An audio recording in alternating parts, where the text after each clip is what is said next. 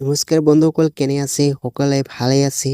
তো আজি মই জনাব বিচাৰি আছোঁ যিসকলে মানে 6 সেমিষ্টাৰ ফাইনেল এক্সাম ৰিজাল্ট চাব বিচাৰি আছে, মানে কোনো দোকানৰ ওচৰত যাব নালাগে, ঘৰতে বহি মোবাইলত মানে ৰিজাল্টটো চাব পাৰিব।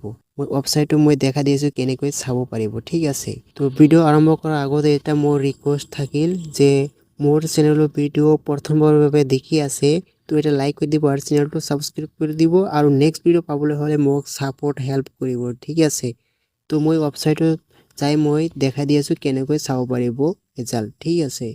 তো মই প্ৰথমত মই ক্ৰোম ব্ৰাউজাৰ মই ইয়াতে সাৰ্চ কৰি 6 সেম ৰিজাল্ট। তো সাৰ্চ কৰাৰ পিছত ইয়াতে চাওঁ গুৱাহাটী ইউনিভাৰ্চিটি এক্সামিনেশ্যন ৰিজাল্ট, মানে BA BCom BSc যিকোনো ইউনিভাৰ্চিটি হয় সেইটো গুৱাহাটী ইউনিভাৰ্চিটি হ'ব, মানে এইটো আসামৰ হয় সেইকাৰণে ইউনিভাৰ্চিটিটা হৈ যাব, ঠিক আছে।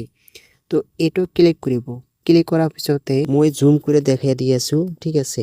ইয়াতে চাওঁ ৰিজাল্ট টাইপ, ইয়াতে একাডেমিক সেশন 2021 পৰা 26 লৈকে ৰিজাল্টটো চাব পাৰিব। মই 2025 বা 26 দিলোঁ, ঠিক আছে। সেইটো মই ৰিজাল্টটো ওলাম, মানে 6 সেমিষ্টাৰ, ঠিক আছে।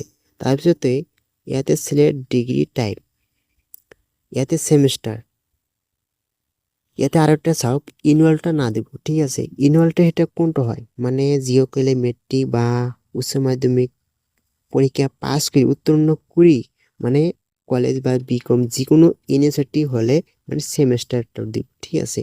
মানে হায়ার সেকেন্ডারি মানে তলত যি আছে সেইটো ইনুয়াল দিব লাগব, আৰু হায়াৰ সেকেন্ডাৰি পিছত সেইটো সেমিস্টাৰ দিব লাগব, ঠিক আছে। এটা কথা মনত ৰাখিবা। তাৰপিছতে সিলেক্ট কোৰ্সত সাৰ্চ কৰি মানে ইয়াতে কি কোৰ্স লৈছে সেই কোৰ্সখিনি সিলেক্ট কৰিব, মানে এটা আন্ডাৰ গ্ৰাজুয়েট হয়, মানে আন্ডাৰ গ্ৰাজুয়েট হলে মানে এইটো দিব, ঠিক আছে। যিকোনো দিব পাৰিব। তাৰপিছতে ইয়াতে চাওঁ সিলেক্ট ফেসিলিটি মানে তোমাৰ আৰ্টস কমাৰ্স ইঞ্জিনিয়াৰিং ফাইন আৰ্টস ল management medicine nursing science technology যেটো কোৰ্স লৈছে সেই কোৰ্সৰ আন্ডাৰত দিব লাগিব, ঠিক আছে। মই আৰ্টস দিলোঁ, আৰ্টস দিয়াৰ পিছতে ইয়াতে চাওক কি কি আহিছে, ইয়াতে চাওক, ঠিক আছে। আৰু মই ইয়াতে ইয়াৰটো চেঞ্জ কৰিম, ঠিক আছে। ইয়াৰটো চেঞ্জ কৰিম, ইয়াৰটো চেঞ্জ কৰাৰ পিছত এটা মানে অলপ মানে গোলমোল লাগি আছে।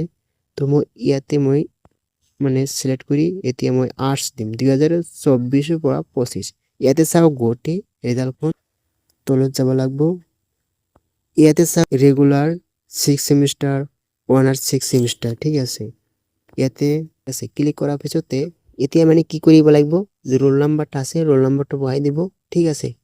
ইয়াতে ৰোল নাম্বাৰটো বহাই দিব।